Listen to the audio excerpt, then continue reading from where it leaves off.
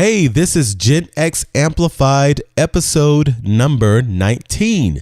And on today, we are going to chat about how to set ourselves apart in this noisy and crowded marketplace by developing our unique and authentic voice. So, are you ready? Let's do it.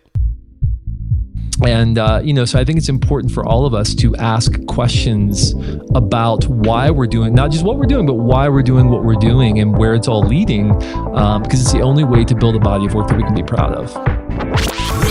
Welcome to Gen X Amplified, where we bring you inspirational and entertaining conversations with successful Gen X leaders and entrepreneurs. This is the show created just for you.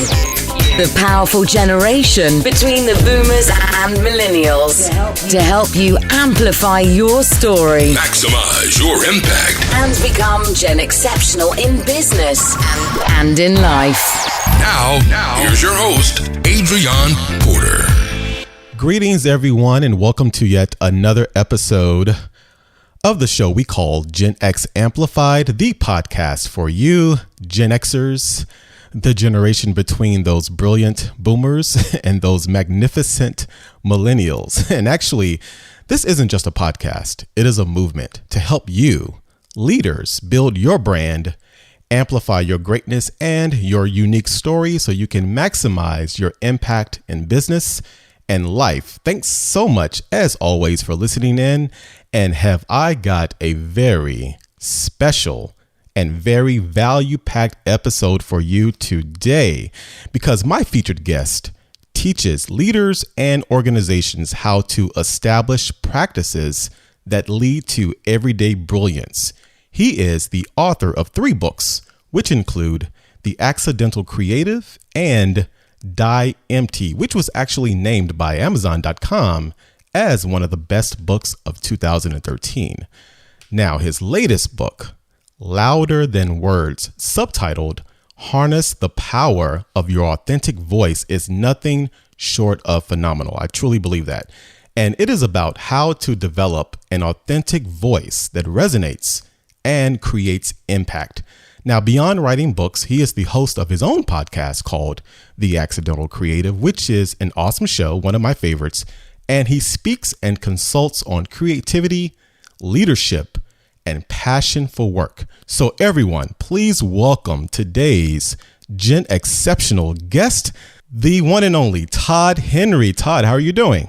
I'm doing great, Adrian. Thanks for having me. Likewise, it is definitely an honor having you here. I'm definitely a fan of your podcast. I've been listening for a while, not as long as you have been doing it, from my understanding. I think you're one of the true Double P podcast pioneers. We started in 2005. Yeah, so that is about crazy. 10 years. Yeah. That is literally crazy. I think I just got my first iPod. I don't think I even had an iPod back then. I think it was like a 2 gig version that had like 5 songs on it. But no, this is definitely an honor having you here. And I really want to get into this fascinating book. And as I said in the intro, I truly feel it is nothing short of phenomenal. And I want to unwrap the book. But before we do that, Todd, because this podcast is here to empower and inspire others, especially Gen Xers in our generation, from listening to the success path and stories from leaders such as yourself, I would love for you to first briefly walk us through your own personal story and your journey of finding your voice as a speaker, podcaster, and author. Sure. Yeah. So I grew up in a really rural environment, which I'm not going to go that far back and I'm not going to explain much about it. But I think, growing up, we really didn't have a lot to do. We sort of had to figure out what we wanted to do if we wanted to entertain ourselves. So I think that was kind of the beginning of my sort of ability to observe and pay attention to the world and kind of notice things and all of that. And so as I grew older and I went to school, I studied marketing. I think that served me really well, actually, that I didn't live a distracted childhood. I was kind of always asking questions and curious and tinkering with things and sort of finding my own way. Mm-hmm. And then after college, I spent a little bit of time as a full-time musician, actually. After studying marketing in school, I did my tour of duty in the music business. Oh, wow. And then after that, ended up leading creative teams for an organization, and had a great time doing that. But in the midst of that, noticed that a lot of the people that I would interact with who didn't consider themselves creatives necessarily, quote unquote creatives, were still accountable for having conversations, generating ideas, solving problems. They were still privy to all the same forces that the creatives on my team, the designers, the writers, all of that were privy to, but they didn't have the tools to deal with it. So in 2005, I launched kind of like a little side project called The Accidental Creative, which was a podcast and accompanying website just to help people develop some practices that will improve their ability to have ideas when they need them. And that very quickly took off. We had lots and lots of listeners right out of the gate, which was pretty amazing. And within a couple of years, basically that sideline project became more of a full-time thing, and then led to my first book in 2011 called The Accidental Creative, my second book in 2013, Die Empty, and my latest book, Louder Than Words. So it's kind of been a weird, it makes sense looking back. It doesn't make sense looking forward, but it's kind of the through line in all of it, I think, has been curiosity, a willingness to ask questions, a willingness to combine ideas that seem like they don't go together. And that's really sort of always been how I think I've been able to, to build something that's valuable to the people I'm serving, is because of that ability to kind of step back and recognize patterns, and to not be afraid to ask really, really stupid questions at times. No, I love that. And you mentioned musician. Well, what instrument did you play? So I played mostly piano was my main instrument, but I also played guitar.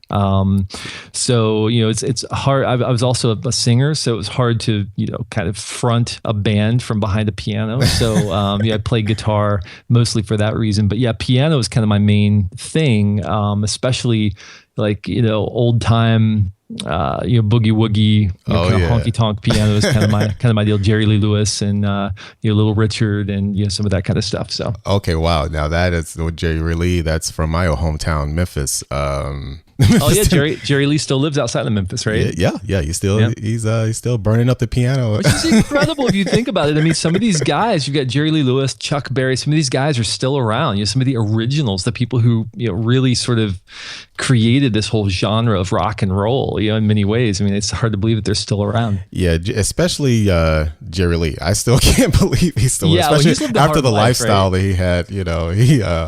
Yeah. Actually, I remember when they filmed that movie, they did the movie, I think it was Dennis Quaid. I think that's his name. Right. I remember they were filming it. I was actually in high school and tried to get down to be an extra. But no, piano, guitar player, and sing. So you're quite the Renaissance guy, I see. I don't know about that. I think I'm a tinkerer, and I think that helps, because I've had a lot of interests, and I think that, but it does sort of help, I think. Playing music, improvisation, even frankly, like being on stage in front of people and having to earn their attention. Right. I think really has helped me now as I present ideas, and as I'm someone who, I get to spend time in front of groups of people, and I have to win over groups of people. Every time I get on stage in front of, 1,500 people, I have to win them over because they have, no expectation of what I'm going to do. And so I think all of that sort of has built to what I'm doing now, which is pretty fun. No, that's cool. And I love the way that you frame kind of the motivators for you doing all these different things in your life, like just really being out of curiosity, you mentioned, and a willingness to ask questions and really pursue new ideas. And I think that is quite exciting, because a lot of people, they're curious, but they don't go that next step of really just asking the questions out of fear. Even though, and you've even acknowledged some of them are the stupid questions, but to me, there aren't, a stupid question can end up being a phenomenal project or a new business or anything for that matter. So that's really great that you framed it in that way. And then in 2005, you mentioned when you got into the podcasting project with Accidental Creative. Now that was so early on in the podcasting lifespan as far as an industry. What made you pursue podcasting? Like, did you know much about it, or how did you even pick that as a medium? No, I was I love to teach, and I was never, which is really funny to say for somebody who's written 3 books in 6 years or whatever, but I was never much of a writer, but I was I love to teach and I love to instruct and share what I was learning. And so I think it was a natural medium for me. I mean, it was a great opportunity. The technology, the confluence of the technology, the opportunity, and kind of the market need was really there. Right. And so I kind of jumped in with both feet and was really pleasantly surprised to realize I'd stepped into a vein of gold. I didn't realize it was even there. I was just doing what I love to do and trying to help people, and it really, really connected. No, that's great. And there's something to say with being an early adopter of those type of mediums. I mean, that was one of the earliest new media platforms outside of blogging. Even that, I think that predates the true expansion of Facebook and social media. I think Mark and Aguado were still playing around at Harvard around that time, or they probably moved out to the West Coast. But it's great that you stepped in and now you've built up this massive body of work with episodes and expanded that into books. And speaking of books, I really want to dive into this latest book because, again, I think it is very timely. The book Louder Than Words, especially for this podcast. And in it, you really talk about the importance of finding your unique and authentic voice, especially if you want to set yourself apart in the marketplace and in life, which a lot of what we talk about here on this podcast and what I talk about in my personal and professional coaching and consulting and speaking is so important. So I would love to hear, Todd, why did you feel that there was a need for this book at this given time? Well, I think that there are a lot of opportunities presented to people to build platforms and to go out and to create something that can have an impact on the world. But unfortunately, I see a lot of people chasing short-term attention at the expense of long-term impact. And I think many we even sort of celebrate that. I mean, we celebrate short-term short-term attention, but often people lose themselves in the process, and even working inside of an organization, I think that it's really easy to just kind of mold yourself into whatever is going to be expedient in the short run, but compromise the very things that you stand for, the things you care about, and ultimately compromise your body of work and end up building a body of work that's not reflective of who you are, but is instead reflective of everyone around you and their priorities and their whims and their wishes. And so I really wanted to explore what does it mean for somebody to build a body of work and to engage in a manner that is not only consistent with who they are, but is actually rooted in something that they deeply care about, so that their body of work reflects a sense of urgency and ultimately reflects who they are and what they care about. Your voice isn't just what you say, it's how other people receive you, right? And so I wanted to help people understand how do they dive deep into what it is they care about and then excavate that and employ it in the world so that it connects with others, so that they're sharing ideas that are rooted in something of substance and not just sort of vapors that they kind of pull out of the atmosphere around them, but instead it's rooted in something that they really care about. No, that is so true, and you mentioned a really great point that I definitely want to underscore even further. You talk about how we as a society, especially not even just in this new media marketplace, but I think in general for a while, that we go for short-term attention at the expense of long-term impact. And that is so true, because I've been guilty of it as well. But, it's like we have this, I think we are wired or have been hardwired to really gravitate towards this, the immediacy, like immediate gratification. Right. And without thinking, even though we make long-term goals, right now we're at the end of 2015, we're thinking about 2016 goals, and especially Gen Xers, we're thinking about the next 5 to 10 years of our lives. But, with all the distractions and all the immediate needs, we think about, okay, how can I really check off this box and achieve these short-term goals? I mean, really short-term. I'm talking about the next 5 to 10 minutes. But to your point, without really taking a step back and exploiting the positive elements and attributes of what we have to really gain that long-term impact. So I love the way that you frame that, and it's so true. So that's why I feel like this book is so timely. Now, in the book, you talk about, it's all wrapped up nice and really finding your voice, and you talk about those 3 elements of the voice engine. And I would love for you to go a little bit more into that. I think you mentioned identity, vision, and mastery, correct? Sure. Yeah. So identity is, as we mentioned, it's about who you are, what you stand for. Right. and putting that out into the world. But there are a couple of elements that we have to identify in order to do that. The first one is authenticity. And authenticity is a marker of resonance. It's a marker of people whose work connect deeply with the people that they're trying to serve. But it's not what we often think of. I think we think of authenticity as you're kind of opening the kimono and letting people see everything. And if they like it, they do. If they don't, they don't. But that actually, I think, is kind of a short-sighted view of authenticity. I frame authenticity in Louder Than Words as genuine investment in your work. Can people see that you have skin in the game? Can they tell that you really care about what you're talking about? Or does it seem like you're going through the motions, right? And so there are a couple of ways that we can begin to identify authenticity. One of them is to pay attention to patterns in our environment and go back and excavate and look at some of the places where we've been most effective and figure out how we can identify some themes that we can apply to our current work. Another one is very simply to write a manifesto, right? A manifesto being a short document that helps you really drill down into who you are, what you care about, and what you're going to do about it. The second element of identity is uniqueness, which is about setting yourself apart from everyone else. So it's one thing to be rooted in something of substance, but if you sound just like everybody else, then nobody's going to care, right? But there's a unique combination of passion, skills, experiences that you have.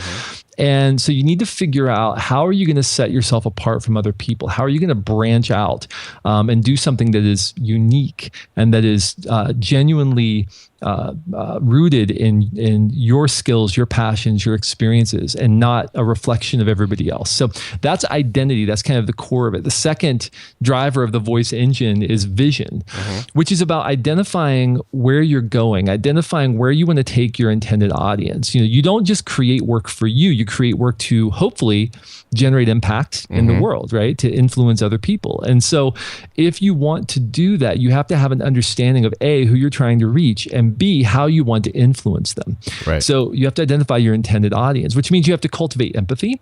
So you have to understand not just what they want, but you have to genuinely be able to enter into and feel what your audience feels and understand where they are and how you can connect with them and meet them and help them get to the next place. And you also have to develop at the root of it a core understanding or a core sense of the ideas that are already in their world that have momentum, right? So that you can make them the hero. And this is a phrase that came from an interview I did with Jeremy Pryor of Epiphio Studios. He said, for everything they do, they try to make the audience the hero, not the product, not the person communicating in a video or marketing message, but they make the audience the hero. And so how can you make the audience the hero?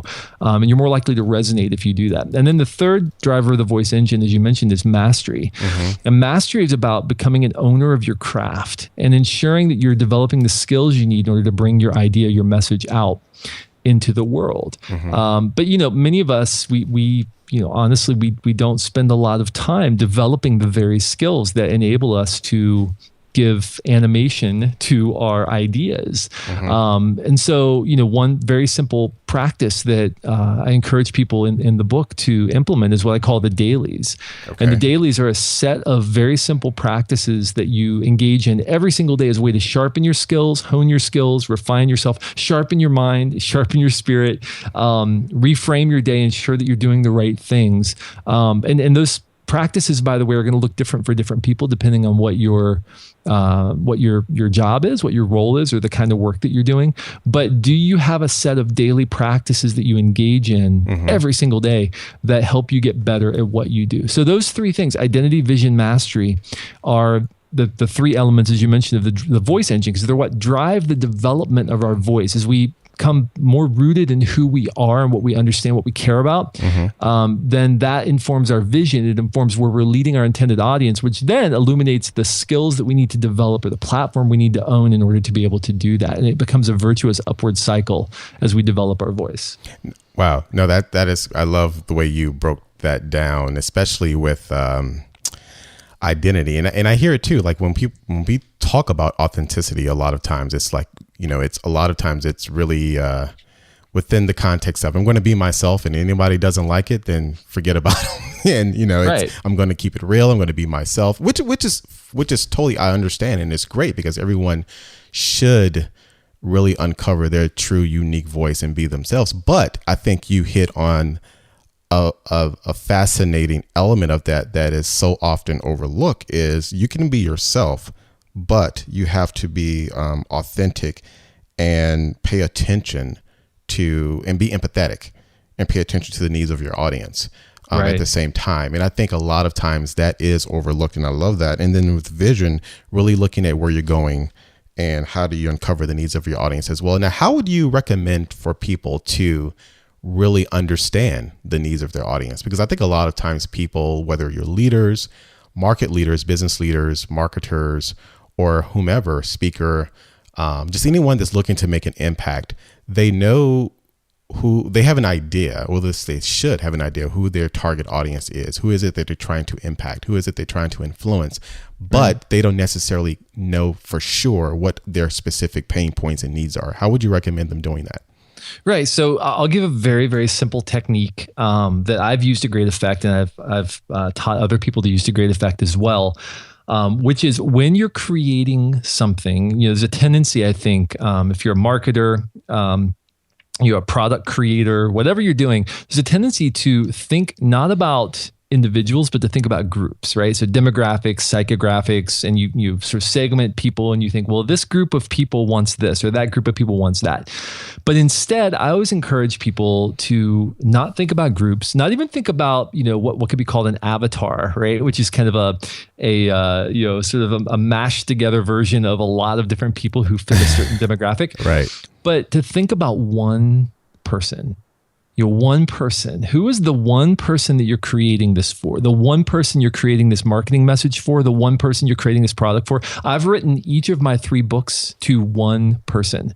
Not a group of people, not a demographic, one person. Now, it's been a different person for each book, and I won't tell anyone who those people are, but I wrote them as if I'm sitting across the table from that person and communicating to them. Now, I'm sorry, is that a real person, or is it something that you... No, they're real people. Oh, okay, yes, got it. Real people, a specific person who I know will benefit from what it is I want to teach them in these books. And the reason I do that is because I want to make sure that I'm communicating with the kind of empathy that I need in order to be able to move the needle for an individual who picks up the book. And if I'm speaking to groups or I'm trying to incorporate too many things, too many people into that messaging, then it's gonna become unclear. It's not going to be precise, right? And precision is an important part of vision.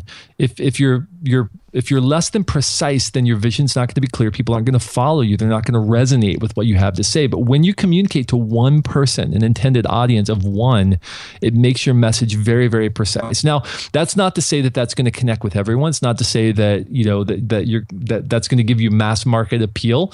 But I guarantee you that for the people who connect with what you do, it's going to resonate very, very deeply. And so again, we go back to this idea of short-term impact versus long-term impact, or short-term attention versus long-term impact. If your goal is, short-term attention, well, then you just want to put out whatever, sort of clickbait, attractive thing that you can do that'll reach as many people as possible, as quickly as possible.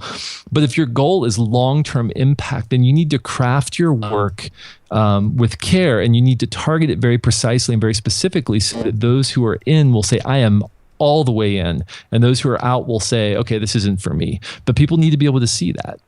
No, that is so great. And I'm glad the way you put that, because we a lot of us need that type of instruction, and to kind of see, think about the long-term impact and think about, identifying those patterns. And I love the way you mentioned, and a lot of us do talk about avatar or target market or person that, who is our ideal client or customer. And a lot of times too, that's why I asked that question. A lot of times it is a combination of people we know. It may even be ourselves in addition to other people, but to pick out that one person that you personally know.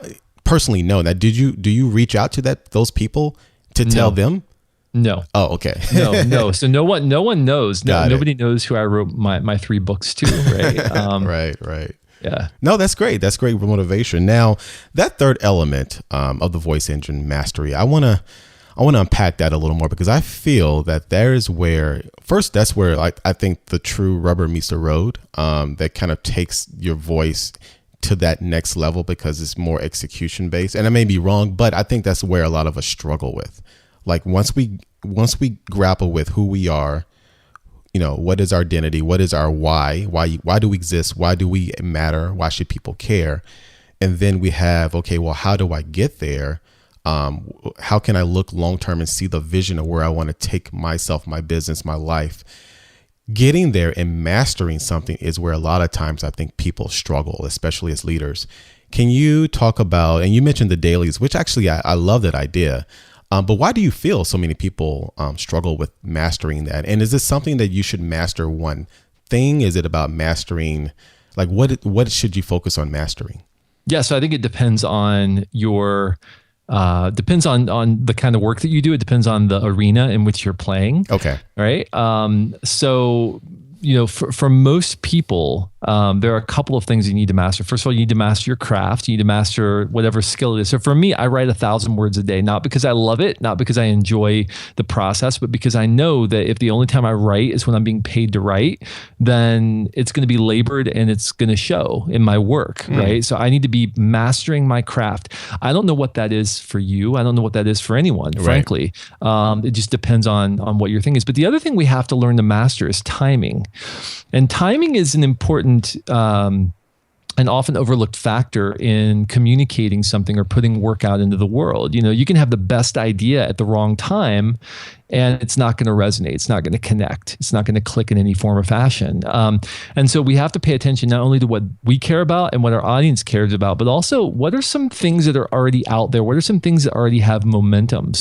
Perhaps some cultural trends that are happening around us that maybe we're oblivious to. So it can be helpful to have other people around you. I talk in Louder Than Words about, forming your collective and having a group of people around you to help you begin to identify some of those trends or some of those patterns in the environment and help you begin to notice some things that maybe you'd overlooked before. But building an idea or putting something into the world at the intersection of what you care about, what your audience cares about, and then ideas that already have momentum, right in that confluence, in that sweet spot is the best place to build ideas. And that's a skill that you have to develop over time, a skill of noticing and then acting upon, pulling the trigger, if you will, at the right time is really important.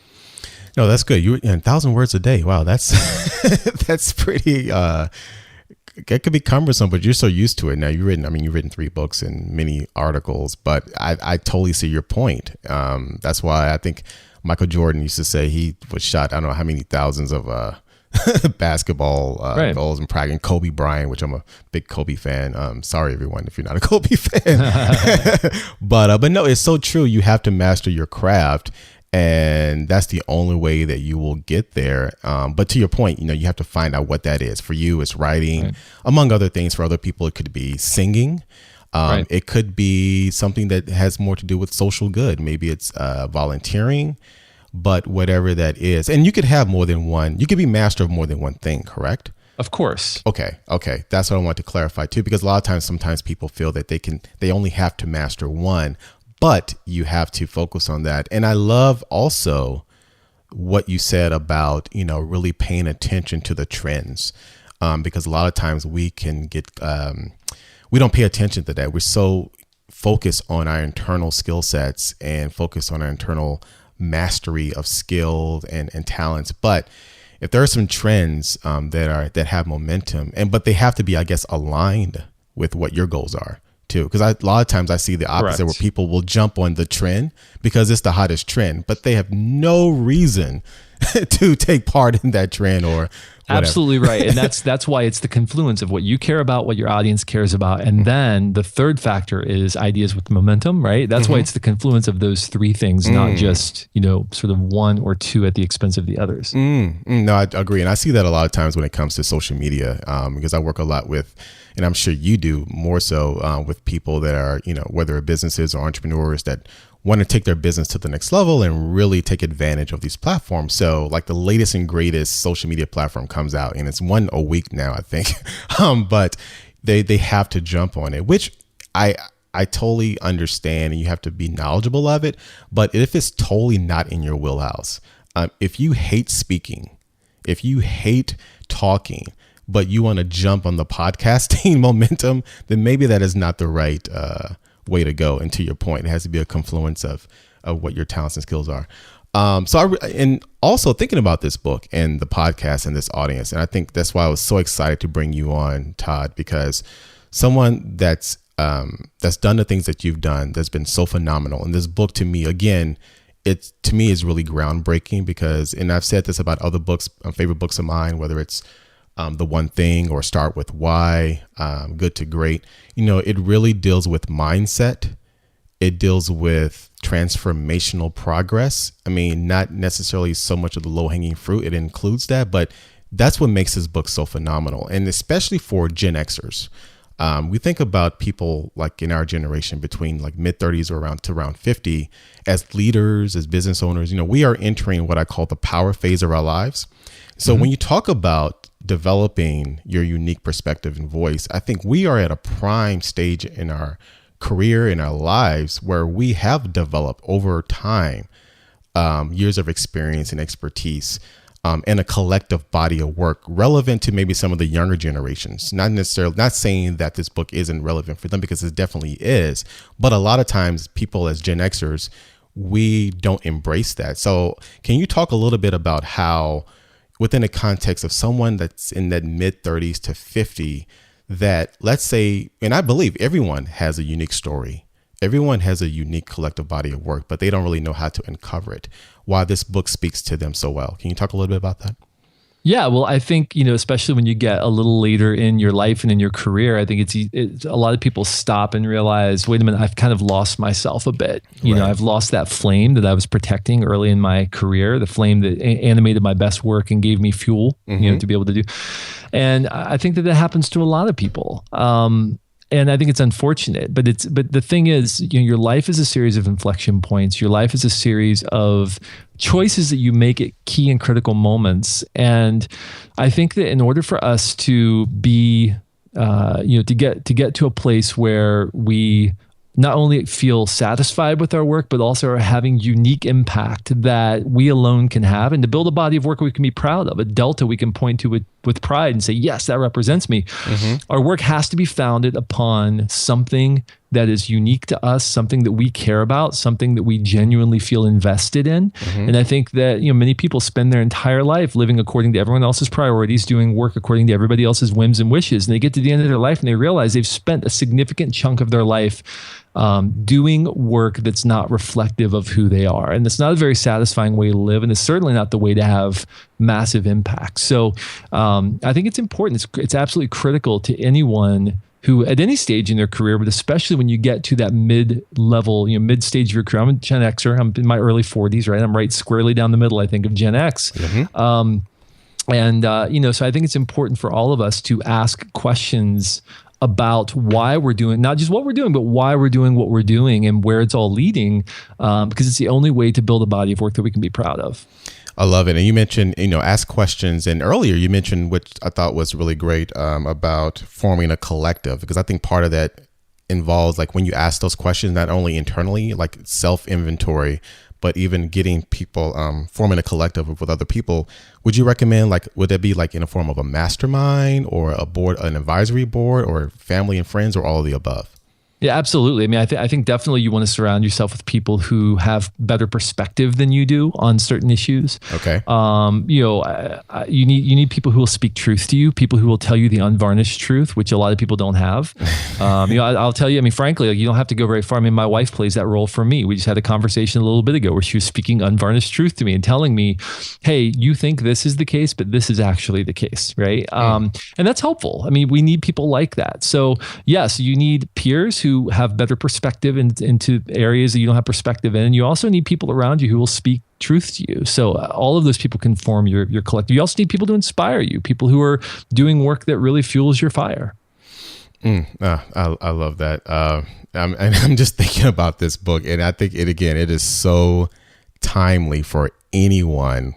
I mean, whether you are a boomer, whether you are a millennial, whether you are a Gen Z, or plurals, we like to call them, but especially for this audience, that you're in this power phase in your life, and everyone has a unique voice, but you have to uncover that voice.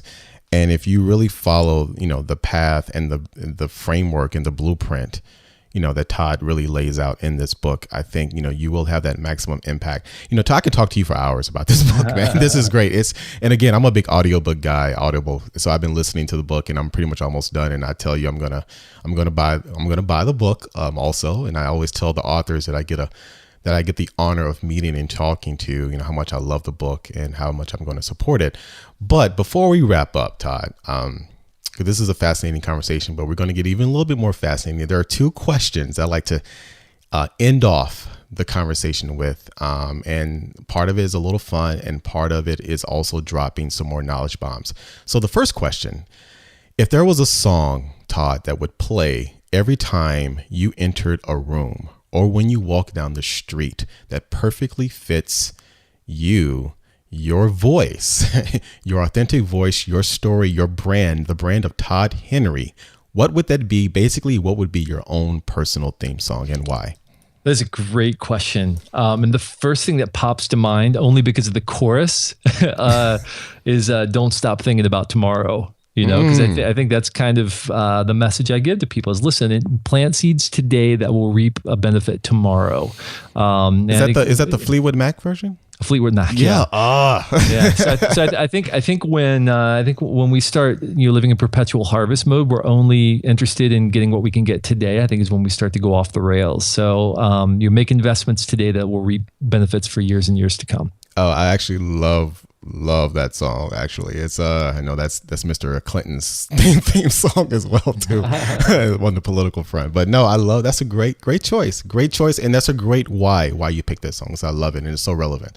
And then the last question is, if there was a specific tool or resource, Todd, such as an app, website, or a book other than your own, because all of your books that I've mentioned on this show would be a great answer for this question. But if there was a specific tool or resource that you recommend, particularly to those Gen X leaders or aspiring business owners, or just those who really want to take their personal brand, their business, their life to the next level, what would it be?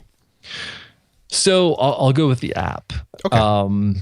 And an app that I use. So I've been using Getting Things Done method for many, many, many years. And David Allen and I have had many conversations about this, and we've podcasted with one another and all that. And I think that many of the methods and the tools that I recommend fold nicely into Getting Things Done, because I've been using them within the Getting Things Done system, right, for years and years. But the app that I use to manage all my GTD stuff is called OmniFocus. Okay. It's a great task management tool. It's a little bit expensive to get into the ecosystem. If you do, iPhone, Mac, and iPad, if you do all of it, it's going to cost you like $70 or something, or $80 for all of those. But it's a great tool for tracking tasks, a great tool for notifying you when things are done, ensuring that you're moving in the right direction with your work. And I've been using I was using an app called Things for a while because my world was more sort of simplified. I didn't need as complex of a task management tool, but I moved back to OmniFocus within the last several months, and have just found it invaluable for helping me track my tasks and organize my work. So that would be my tool. OmniFocus. I actually have to check that out. And I am a diehard Apple fan, so I'll probably chunking out those dollars that you mentioned. I'm all in the Apple ecosystem. But no, that's great. OmniFocus. And we'll, for you listening, we'll have those links in the show notes to these resources and the other resources that we've mentioned throughout the conversation. So Todd, it has been wonderful chatting with you today. I tell you, this book was totally tailor-made for me, for my audience, and for anyone that's looking to really make a great impact into the world, from their experience, from their life and expertise, and just finding their voice. I truly appreciate the conversation. Tell everyone how they can find out more about you and what you're planning, what you're doing, and just get wrapped into the brand of Todd Henry. So the best way to find me is my personal website, which is toddhenry.com. Okay. And you can get to everything else from there. Twitter, my podcasts, all of my writings at Accidental Creative. And on my personal site, you can all get to from there. Awesome. Well, thank you so much, Todd, for hanging out with me and the Gen X Amplified community. Thank you, Adrian. All right. Take care.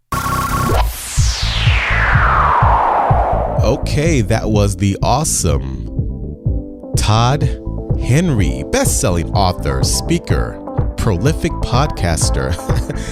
It was so great for Todd to spend time with us so we can dive into his latest book, Louder Than Words, Harness the Power of Your Authentic Voice. I really want to thank Todd for being our guest on this episode, and definitely go out and buy his book. I tell you, it is such a valuable read, especially for you doers, you achievers, you go-getters, or anyone that's looking to take their business and life to the next level. And I really believe that this book was tailor-made, especially for Gen Xers, because of this season of life that we are in now, both personally and professionally.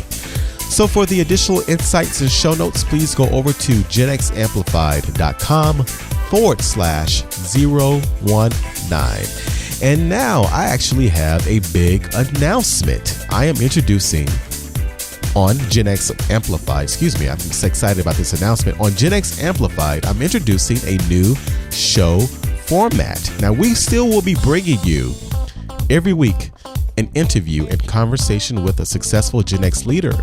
But on the other day of the week, we will be bringing you solo shows. That's right. It will be just me providing insights on a specific topic and a conversation between just you and I. And for our first solo show this week, I will be talking all about goal setting.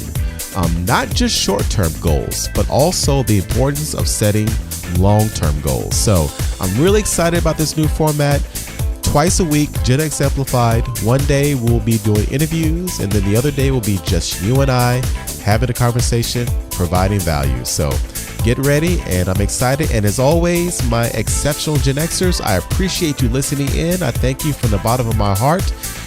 And always, now is the time for you to amplify your unique story, your unique brand, and your greatness so you can maximize your impact in business and life. Thank you so much, and all the best to your success. Take care.